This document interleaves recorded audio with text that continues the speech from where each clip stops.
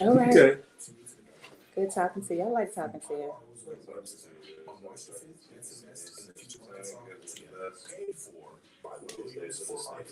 back here and just listen to you guys live. If you up in here with me live, I'm gonna put the mic in front of you.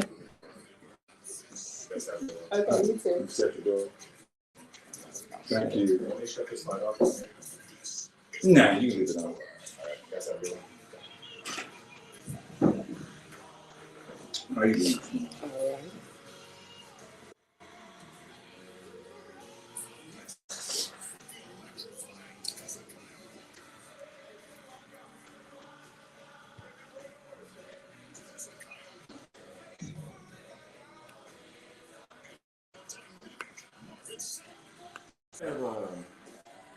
You got any announcements from Damn Doctor? Yeah, I got plenty of them, but you can make them. Okay. I'm sure they're the same.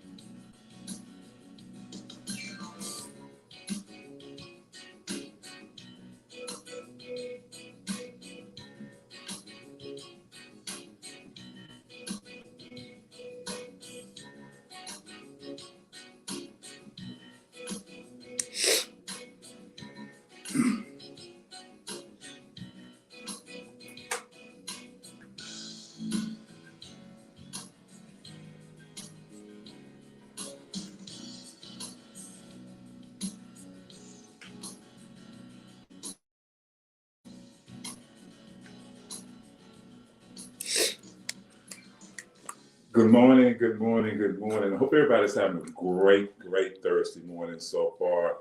Hey, it's a little after 9 o'clock and you heard the music, so you know what time it is. It's time for the workplace here on KABF 88.3 FM, where we are the voice of the people. I'm your host for the workplace, Toney Orr, and as always, my co-host is always. I knew something was wrong. Let's start over. Good morning. I did not hit the mic button, and so I know it was probably couldn't hear me. So this is it's a little after 9 o'clock. It's Thursday morning, so you know what time it is. It's time for the workplace here on KABF 88.3 FM, where we are the voice of the people. Hope everybody's having a great week so far, a great Thursday morning so far. And before we get into the announcements and everything, I want to give my co-host, the Reverend Dr. Denise, an opportunity to greet you. Grand rising humans. Glad to be here with you today. Okay. First of all, I just want to say thank you to all of you who have continued to support KB 8.3 FM. This is our 40th year on the air. Pledge Drive is we're still getting donations and pledges in from our last pledge drive. So we're really appreciative of that. But you don't have to wait to pledge drive to give to KBF 88.3 FM.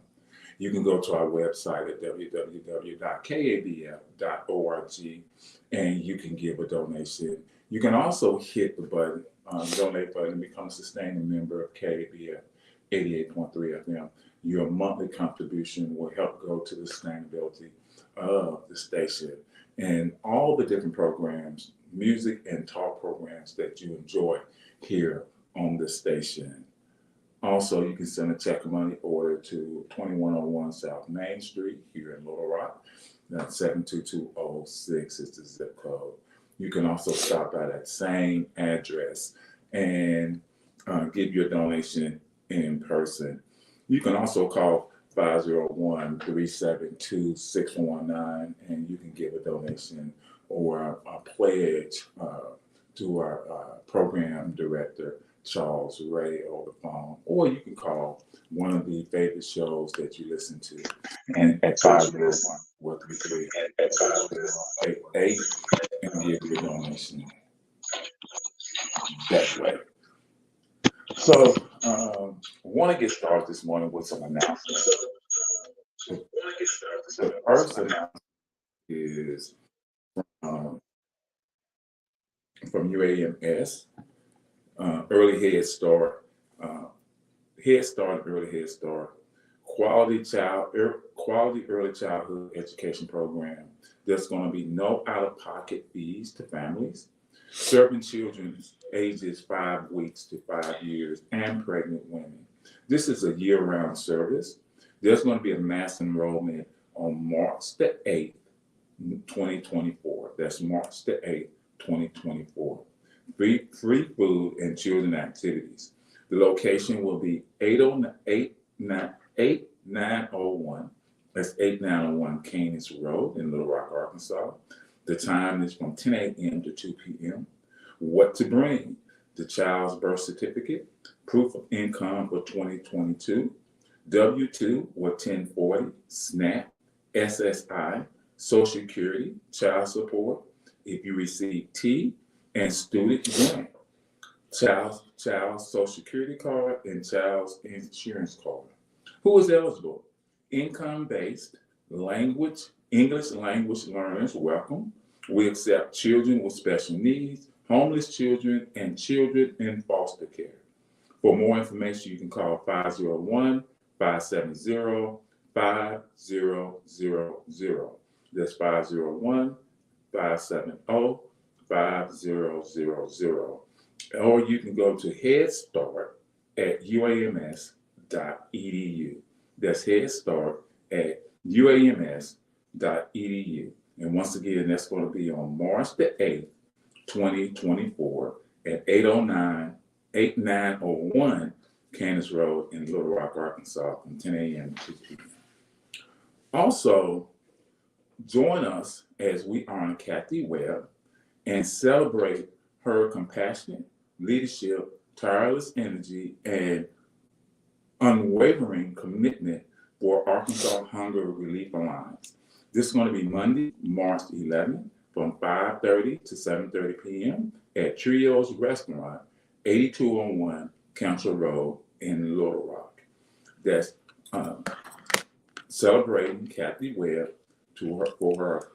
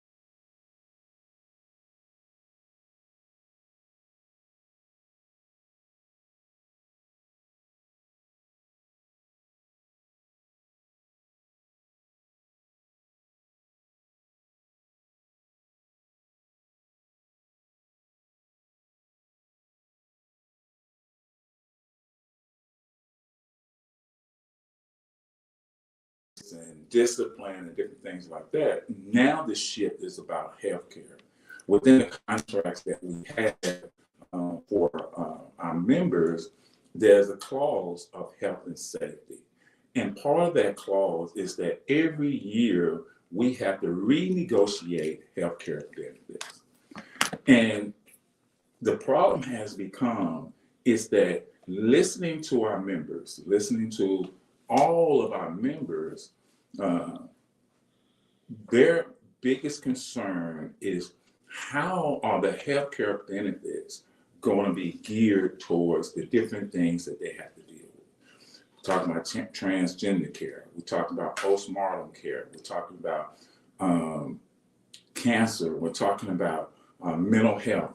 We're talking about all these things that now have to be negotiated within these contracts, because a lot of the members are like, we already had in place what we call kickers for wages, as inflation kickers, yearly incentive raises that go into effect for the wages, but the healthcare is eating up those wages. So if you get a $3 increase, but your healthcare has gone up. And so as we are starting to negotiate about these healthcare issues, we have to be able to tell management, this is what's going on, with your workers, with your employees. And now we have to address those things. But it goes a little farther than that, because healthcare, those employees, they're just not, they don't live at the job. Their home is not at the job. So that means they have to go out to another home. They have to leave and go home. And if the healthcare that is being offered by the employer eats up more of the wages, that means that a lot of employees aren't going to participate in that healthcare that healthcare that's offered, because they can't understand. They can't afford the premiums. They can't afford the cost of it. And now a lot of employers want to raise the deduction. One employer that we were one of my organizers is in contract negotiations with, they want to have a $5,000 deductible. And their idea is that if you have a higher deductible for the employee, it would lower what they have to pay, for their share of the premium. Some employers want to cut down from 80 to 90% of their costs that they pay to less than 50% in some cases.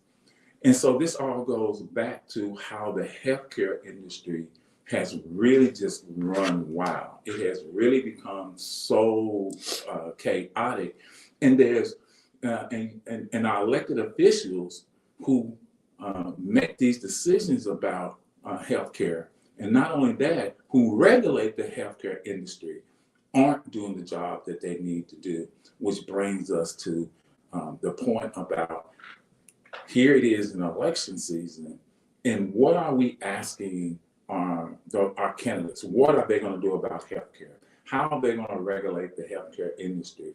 How are they going to look out not only for those who work, but those who have to go out to the marketplace, or those who have to go out and get insurance that's not a group insurance? But it's difficult to try to find this insurance, because a lot of, not only do you want to find affordable insurance, but you want to find adequate insurance. And because of the way they have started to gut the Affordable Health Care Act, it has become very, very stressful and very, very difficult for people to get the health care they need. And so as we start to think about who we are voting for, those are questions. That's a question that we need to ask. How whoever sits on the insurance committee here in the state of Arkansas, who regulate healthcare, who sits on the healthcare committees in Congress and in the Senate that regulate healthcare, the healthcare industry. That we have to start asking these questions, but more importantly, there has to be a pushback in some way that lower the cost of healthcare, because it's just ridiculous. And then you're not looking out for people who need healthcare the most. You're not looking out for people who have issues, especially with mental health. Coming out of the pandemic, there has been this increase in mental health. And one of the things that we have been doing is putting into these contracts mental health clauses where employees can have time off for mental health, paid time off, that they can be offered services that's part of the contract. And so just want to have a discussion about that this morning, and just get your take on it. Phone lines are open, 501-433-0088, 501-433-0088. And one of the things that we did during our training that was so important, we made sure that there was someone from almost every area of healthcare that would have a say, because there's some things that I don't know. There's some things I can't. Without a discussion, I can only come up with my own ideas. And so it's great. We always talk about how can you have a discussion about women's bodies if there's no woman in the room? How can you have a discussion about reproductive rights if there's no woman in the room? How can you have a discussion about transgender health if there's no transgender person in the room? And so that's one thing that we have been trying and working hard, that when we go at the negotiation table to talk about these issues, we have the information and we have the people in the room that have a vested interest in that part of the healthcare. I want to give a shout out to Deidre for helping us stay on point technologically. I'm glad that you let us know what's going on. I also want to give a shout out to Charles Mugaga from Kampala, Uganda, with the Kids Gear Infant School. I see y'all. Oh yeah, we'll talk.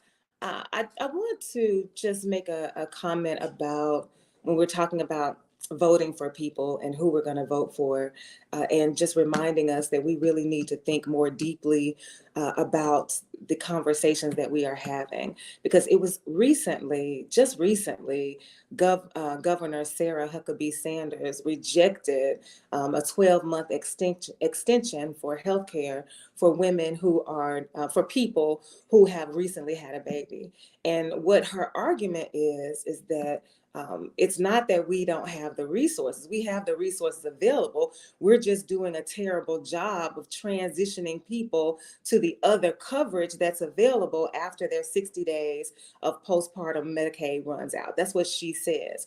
But there was a medical professional in the room, Dr. Manning, who is an OBGYN. So she's a doctor of obstetrics and gynecology. So this is what she does every day. And she explains to Sarah Huckabee Sanders why her point of view should be challenged and the extension should be granted.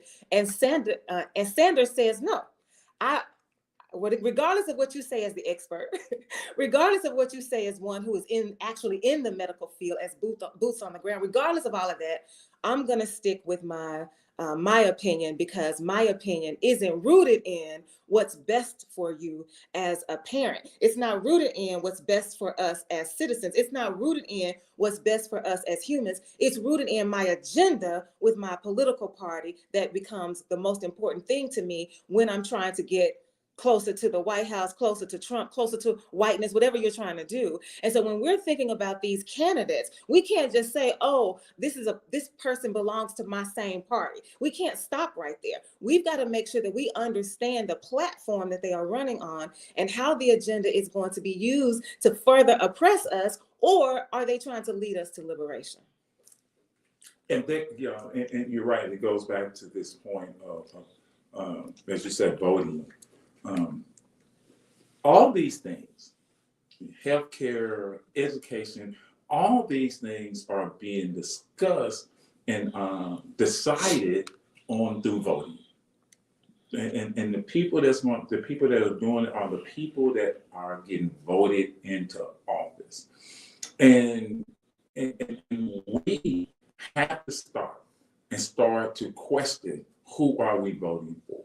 We have to stop and ask them, what are you going to do? What are you going to do to help ease this? What are you going to do to help make this better? Instead of just going at this, people are getting into office to fulfill their own agenda, to fulfill their own pockets. Because you're right. When a professional, an expert that is doing the job tells you, no, this will not work. And let me tell you this. Most states, when it comes to postpartum care, yeah, give 12 months. 46 states. We're only one of 4 that do not. Yeah. And so you're looking at, when you look at what's happening in Arkansas, everything that other states are doing that will help benefit the quality of life for their residents, and even on a federal level, Arkansas is pulling back. Arkansas is undercutting that. So even with the when the healthcare emergency ended, and people who are on Medicaid, Medicare, most states, the federal government said, we're going to give everybody 12 months. 12 months to get re-enrolled. Arkansas cut it down to 6 months. So we're not going to give anybody 12 months. We're going to give them 6 months. And that's why over 400,000 people got kicked off the Medicaid, Medicare rolls. And so when you start to think about who are making those decisions and how they're making them, you have to look at yourself and say, is this going to be something that's going to be good for me? Or is this person, just because they're in a party that I'm affiliated with, is this person going to look out for me or going to look out for the party? So that's something that has to be looked at, especially during this time where you got all these primaries, you got all these candidates, you got all of them in your ear, you got all of them in your face, you hear the ads all over the radio, you see them all on TV, they vote for this person, vote for that person. And are we asking the right questions? Are we asking the question about our healthcare? Are we asking the questions about education? And I was not there for, we have like 6 contracts that are up for negotiation. And I was not at 5 of them. My organizers were taking care of those. But what they would do is, after each session, they would give me a call and say, okay, this is what's going on. Where do we go from here? And I would tell them, have the committee members in the room push back on this. Let them know that, listen, as a female employee that has underlying health conditions, this is what I need, and this is what should be done.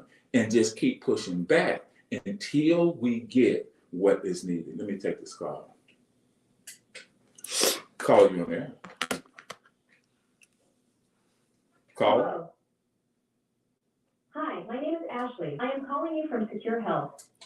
Okay, I'm going to get a couple of comments in. I'm going to get this comment in from Mayor Lisa Hicks Gilbert. Hey, we have got to stop electing folks who want a title but don't want to do the work. Nepotism is also a serious issue in the Delta. We have got to stop electing folks who want a title but don't want to do the work.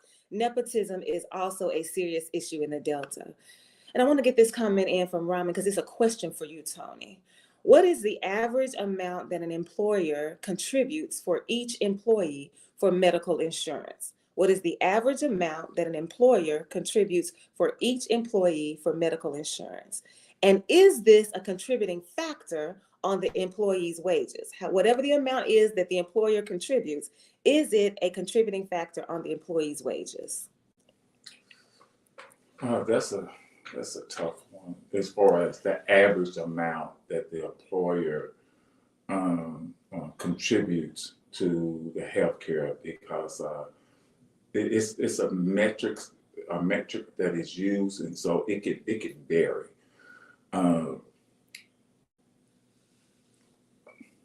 I'm going to say, and it all depends on whether it's a single employee, family plan, or and what they all have with that. I'm just going to use one entity that we have a contract with, because, like I said, it's just different.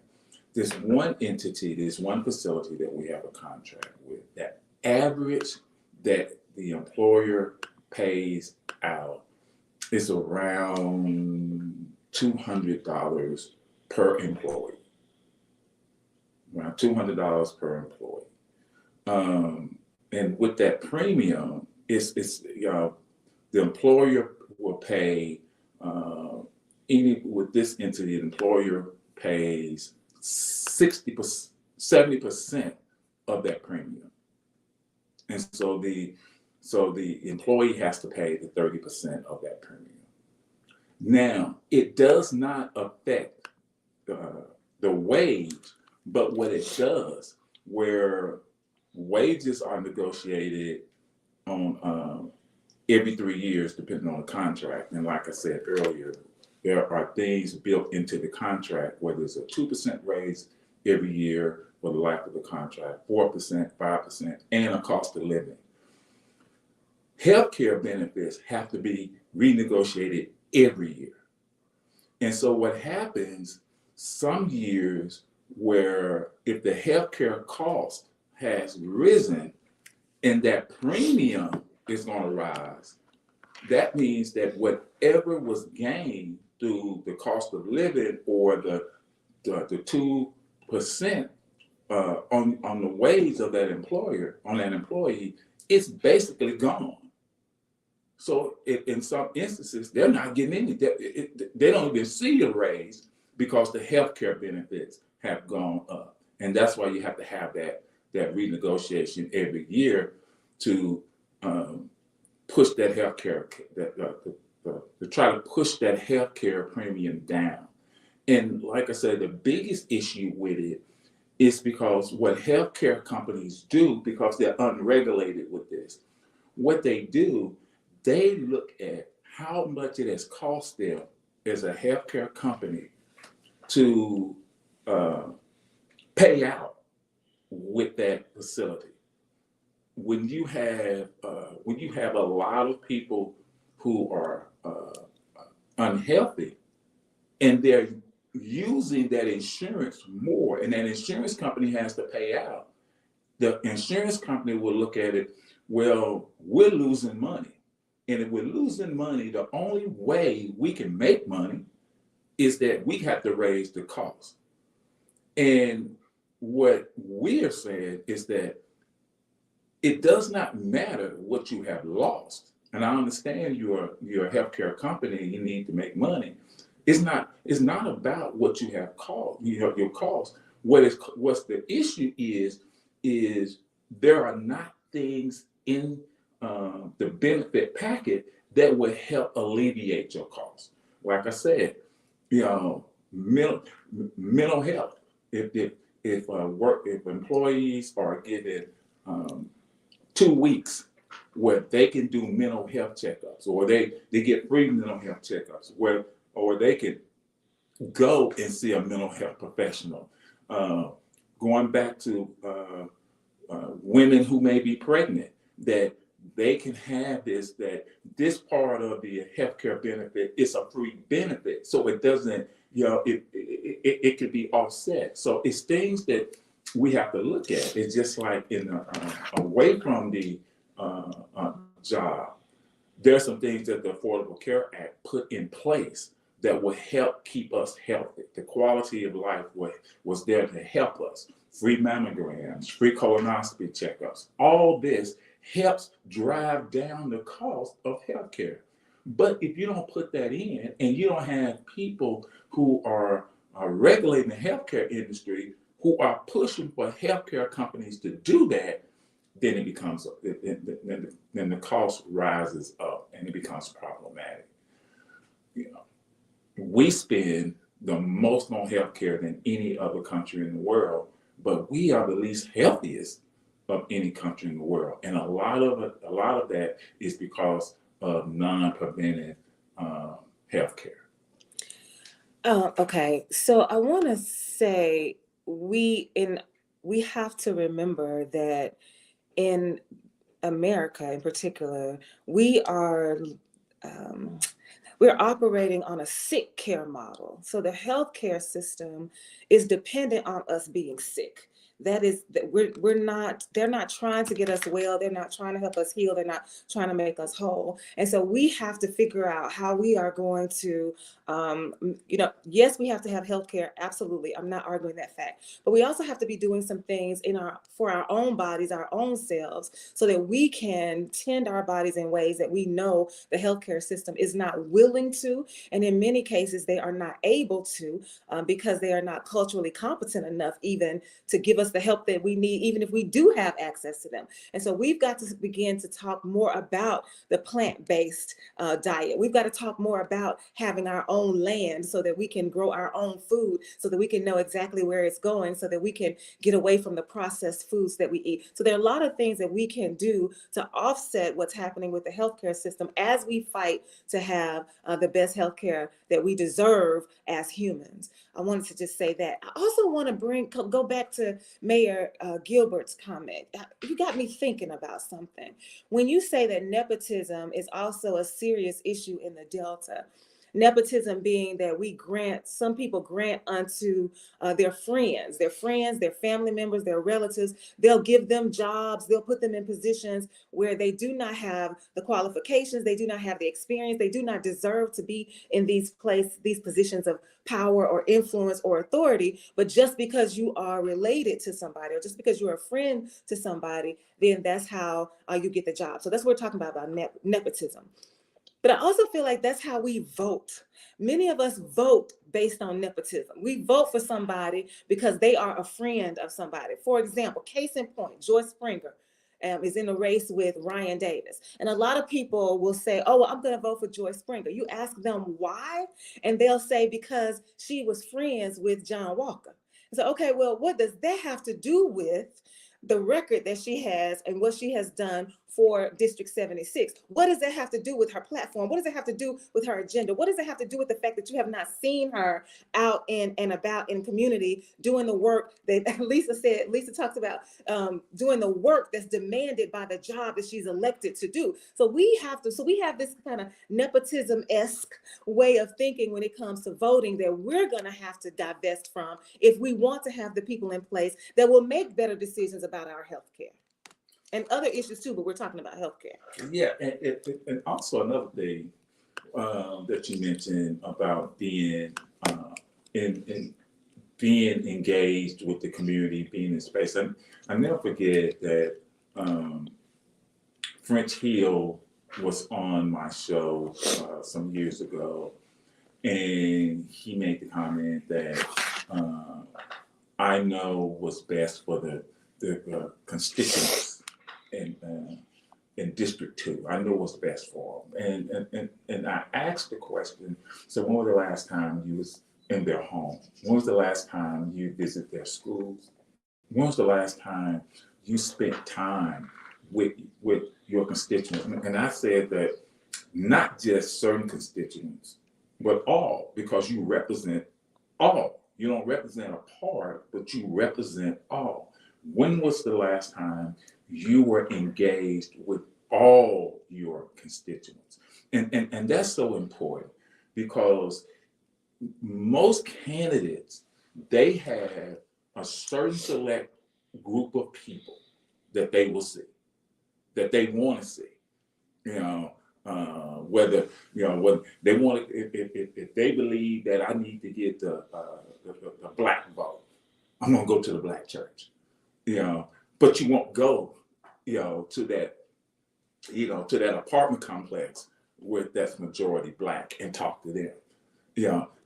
and find out what's going on with them, find out about their rent, to find out that they're struggling, with low wages. You don't want to do that. You want to go, to people that you believe are going to be more vested in you. And that's where the problem becomes, because you're not looking at people as a whole. You're not looking at the whole totality of whatever your district is. And because of that, once you get elected, that group is all you're looking at. That group is all you're trying to support, because you believe they supported you, but you're leaving out all these other people. And that's what I meant when I said that, making sure that when you are having discussions, when we're having discussions during these contracts, that you have everybody in the room that should have a voice. Because now they can tell you, this is the reason we need this health care. This is the reason we need this. This is the reason we need this care.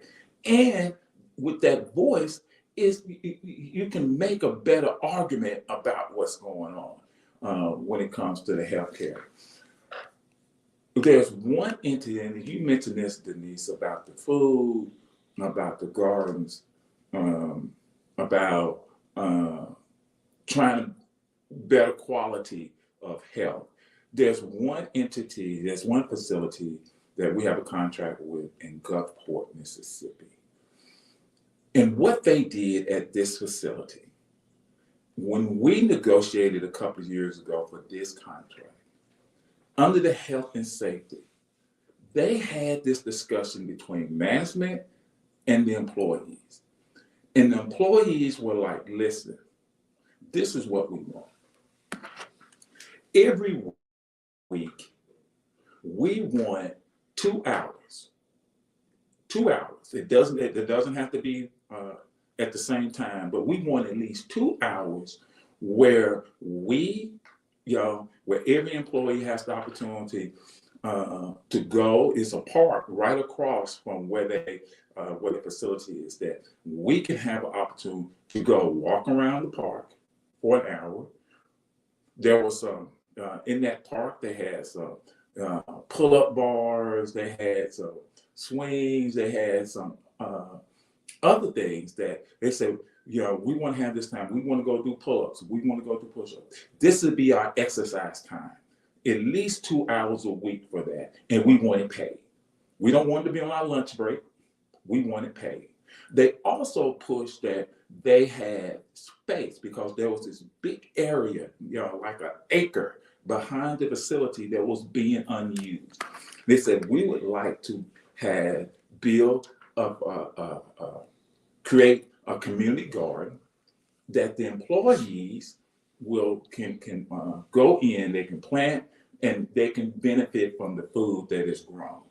And also they said that we also want to have a health welfare committee where we will sit down every month and figure out what other things can we do. How can we alleviate, absentee? How can we alleviate people being overworked? How can we come up with ways that will benefit the health, not only of the employees, but it also will benefit the company? If we are more healthy, that means there's less sick time. If we are more we're not stressed, then that means that we can adequately sit down and do the work that we need to do. And management said, oh, we agree. We don't have a problem with that. And we worked it into the contract. And so that's what I mean by, having that voice at the table and pushing for these things. A lot of times we won't ask because we believe in our mind, oh, they ain't gonna do it. Well, you never know until you ask. I think this is a great segue into Raman's statement. So it's also hard for us to call out destructive behavior because our friends or family may fit the destructive profile.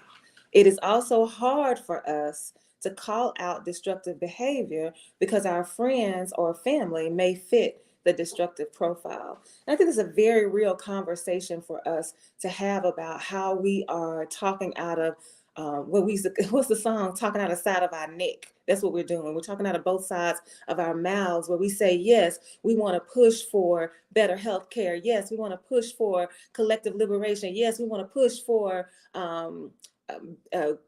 we want to fight against the criminal injustices. We say all of these things, and yet we are complicit in the oppression that is being inflicted upon us by those systems, because we will not stand up and be the voice that needs to be heard in those spaces. You've got people, especially Black bodies, you got us in positions of power, but we're so entangled in the idea of power. We're so in love with the power that we're not working for the people. And so we got to have this real conversation about, where are we in this conversation, locating ourselves? Are you the one that's complicit? Are you the one that's being silenced? Are you the one that's raising your voice? Are you the one that's seated at the table? Like, where are you, so that we can figure out how to move the conversation forward? And it may be that we need to move you out the way, even if you are a member of our family, even if you are our friends. If you're not working for the people, then you're not doing anything but hurting us.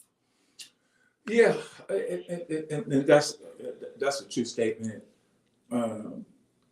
Sometimes there's a saying that don't want to rock the boat, and so you have a lot of people who have the influence, like you said, and have the power, but they don't want to rock the boat.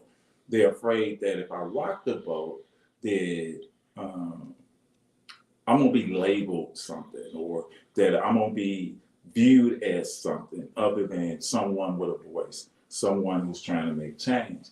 And and it's so interesting that some of the things that we fight for, or we say we want to fight for, we talk about fighting for, when it affects someone in our family or someone of our friends or what, then we will back down because we don't want to alienate them. But sometimes, if you're going to fight for the rights of all people, then going back to that disruptive behavior or that destructive behavior, if somebody fits in that category, you can't pick and choose, because once you start to pick and choose how you want to do it, then it goes back to what I said earlier. That's what political candidates do. I'm going to pick and choose how I'm going to govern this, how I'm going to do this. And so we have to make up our minds sometimes. And sometimes it's a painful thing. Sometimes it's hard, as you said, Denise, to locate yourself in it. Because once you locate yourself and you see where you're being complicit, you got one or two choices. You can say, okay, I see my complicity, now let me change it. Or you're going to say, yeah, but that's my brother, or that's my friend, or that's my co-worker, and then you don't do anything. I think when you said people don't want to rock the boat because they might be viewed a certain way, I think the question for me, for us to think about, for us to ask is, viewed by whom? Like, who are you concerned about when you say, I don't want people to see me a certain way? Most of the time when we say that, we're talking about the system of white humanity. We're talking about the system of whiteness. We're worried about what the people that have the power in this country in particular, we're worried about what they're going to say, how they're going to look at us, how we're going to be viewed. Or even we're worried about our own friends because of respectability politics. We're worried about what the church going to say. We're worried about what my mom and them going to say. We're worried about what my cousins say. So we're worried. We're looking at ourselves through the gaze of these systems, whether it's the system of family, the system of religion, the system of politics, the system of whiteness. And as long as we are allowing ourselves to see ourselves through that lens, we're going to forever be complicit. It's not until we don't care anymore. It's not until you decide, I do not care how you look at me. I do not care how you see me. What I care about is being the very best human that I can be and interacting with other people, human to human and recognizing the divine expressions that they are and working for the benefit of all. That's the only thing I care about, whether you like it or not. Until we're willing to do that, because that's going to mean you're going to lose some friends, you're going to lose some invitations, you're going to lose something. And if you're not willing to lose anything, then you ain't good for the fight. And that's just real talk. Let me get this in from Ramen. If medical benefits, walks in the park, and all other extracurricular activities were decreased, theoretically, would wages increase? If medical benefits, like the walks in the park and the other extracurricular activities, were decreased, theoretically, would the wages increase? So all the stuff you talked about they're going to do in Gulfport, if they do all of those things and the people are healthier, meaning that they don't have to tap into that healthcare system, so the company doesn't have to spend as much money, would that then make the wages go up? Theoretically, yes, because in this facility that I'm talking about in Gulfport, they have built into the contract, they have automatic increases every year to include cost of living. Well, if your healthcare costs, what has to be paid out of your pocket for the healthcare costs, when you get these raises, it's not being eaten up by the healthcare costs. So theoretically, yes, your wages would increase because now you don't have to spend. And I'm just throwing this out a number. I'm not saying this is the actual number. You know, you don't have to spend 9% of your paycheck, your pay for health insurance. If your healthcare costs go down, then that means that where I was spending 9% of my yearly income for healthcare, now I'm just spending 2%. So that's more money in my pocket. If we can figure out a way to be healthier, not only does it benefit the employee, it benefits the company because the company doesn't have to pay out much. And that's the question. That's where the discussion needs to be, is how do we both, as a company and as a employee, how do we come to a place where we can benefit all the way around being more healthier? And it's the same thing, and when you look at it in this country, Denise, you are right when you said that they want a sick society so they can make money. And so in reality, if you sit down and say, okay, and that's something that former President Barack Obama was trying to say with the Affordable Health Care Act.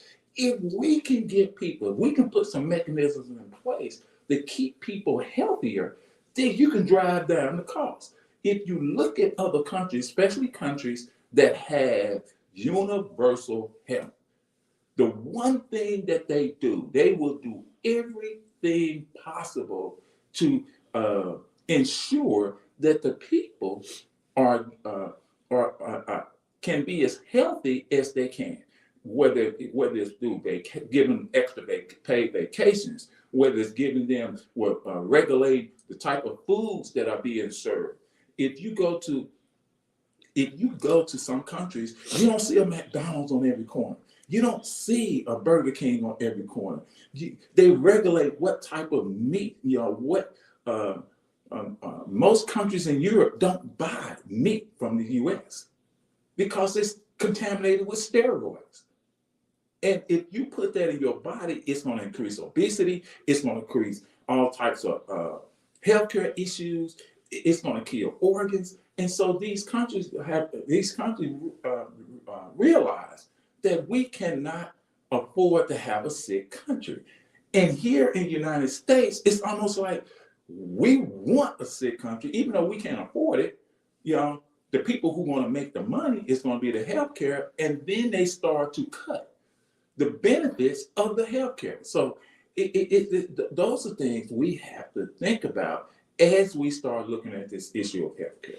Well, if you ask the question about how can we make it work so that being healthy benefits both the employer and the employee, then if that's what we really want to do, then we as employees, we as community members, we as citizens need to be in the room when the employees are talking to the healthcare system, when the employers are talking to the healthcare system. Because see, they're making deals behind our backs about how they're going to give us what kind of healthcare they're going to offer. Because you have all these different healthcare, all these different insurance agencies, all these different entities, all these different organizations, all these different corporations that they barter your health care. Like, we'll offer you this if you got this many people, we'll offer you that, but they can't have this benefit. We're not going to do the work around we're not going to do bariatrics. We're not going to do trans care. Like, it's a whole negotiation that they're doing based on what's best for our bodies, and we're not in the room. So if we're going to have a real conversation about healthcare, and you say, well, who's going to be in the room? Make sure you have these bodies in the room.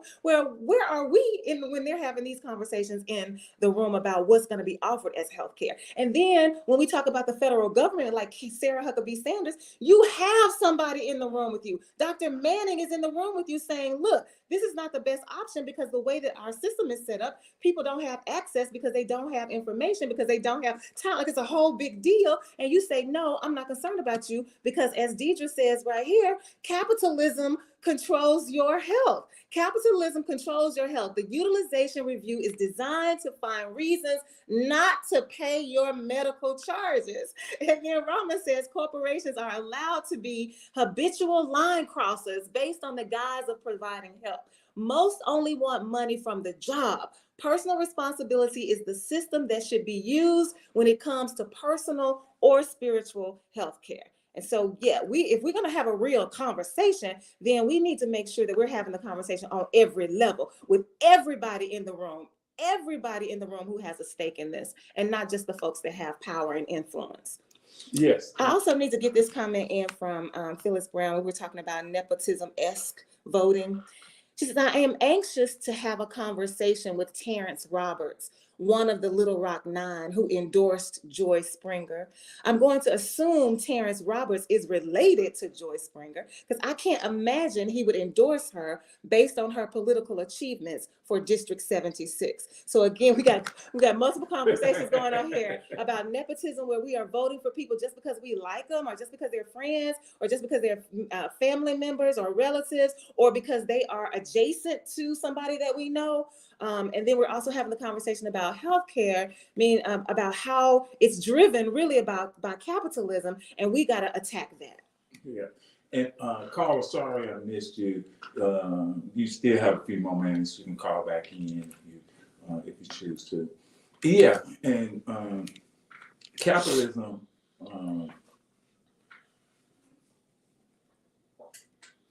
Carla, you in there? Yeah, peace and love all. Brother Solo being here. Now, I want to know why it's just a pharmaceuticals and they don't have any herbologists or any people that you can go to deal with herbs. I mean, you might find one in the whole state, but it's all about the pharmacies and the pharmaceuticals. I mean, even then you have to go to a primary care provider to get to someone that might recommend treatments that deal with herbs. And I noticed too that they have all kind of calls, even when you got the insurance, just like you had that call earlier. This is the health provider calling you. This is something that we have to deal with over and over and over. The different scam calls and stuff like that, so that needs to be addressed too. The only thing that they have is the pharmaceuticals, no herbs, and nobody to, well, I guess like prescriptions dispense and tell you what's the best herbs for you. Are you getting what I'm saying? Yes. Give me a little quick address on that, please. Okay, let me clear the line and I'll address it. I do agree on this one point. Is that yes, there should be more places, and I don't know. I think it's more because of I don't want to say because of Arkansas, but I know living in Chicago, living in when I lived in Tampa, Florida, you had herbal shops. You had places where you can go where there would be herbalists who would tell you, that this herb does this herb does that. And another thing you can do, you can research for yourself to find out what it is that I could use, and and then go out and get it. But it goes back to something that Denise said. Is that if we could grow our own herbs, if we get out there, if I know that this helps me, if there's a space where I can grow these herbs that will help make me healthier, then that should be something in play. Call you on there. Hey, Tony. Hey, Denise. How y'all doing? Hey. What up? Hey, what are you doing? It's ooh, it's ooh, I said ooh, it's ooh. What's going on Hey, now? I be listening to y'all all the time. I know I ain't got much time to talk, so I know y'all get ready to close down. But hey, man, y'all always be talking about good discussions, good insight for the Black people, because we need to stop going against each other and be together with each other. Because like you said, Tony and Denise, about the healthcare increases, man. That's crazy, man. It's too crazy. Hey, but I'm gonna get back with y'all next week, okay? And y'all have a lovely day, okay? Okay. Let me say this. Bye, y'all. Let me say this before we go. First, let me ask this question from Deidre. Why do we need a middleman between us and the doctor? The insurance industry is not necessary. Why do we need a middleman between us and the doctor? The insurance industry is not necessary. And we know, I would say the answer to that is it's by design because of the capitalism. But I also want to address something that Solar Beam said. There are a few Black herbalists that I just want to say their names and their organizations, their work, their companies. Yeah, their companies. Jameson Hawthorne of Jam Hall Herbals, Megan Elizabeth, 5 Flavors Herbs. Also have Sade Musa, Roots of Resistance, Regina Conquinza, In Her It Blooms, and Brianna Cherniak, Moss Medicine. So there are some Black folks in particular. I mean, there's some other people too, but I'm centering Black folks in particular who are already involved in this conversation, already further along in saying, hey, here is where you can find more of what you need to tend your body so that you will not be beholden to a system that already does not care about you. You're right. So thank you for tuning in today to the workplace. We'll be back next Thursday. Make sure you tune in Monday from 4 to 5 for Down With That. Make sure you tune in next Tuesday for Community Voices from 9 a.m. to 10 a.m.